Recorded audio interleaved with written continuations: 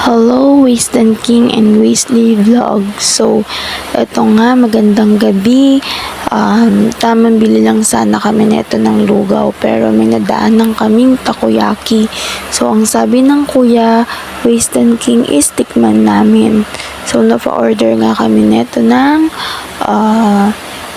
cheesy taco bits. So, marami kasi siyang pagpipilian. May veggie and cheese, original taco bits, ham and cheese. So, etong bunso ko gusto umorder ng shake. So, wala silang available kasi na shake. Milk tea lang meron na out of stock daw. So, yun na nga, niluluto na yung order namin.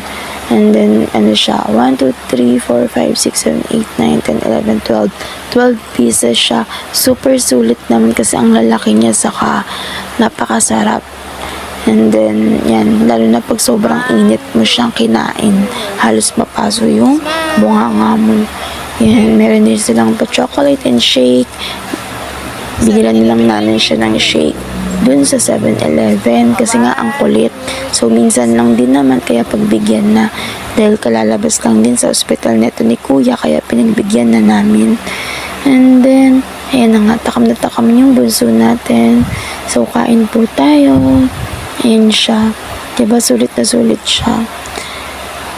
Ngayon na lang ulit makakatikim. Thank you for watching. God bless. Don't forget to subscribe.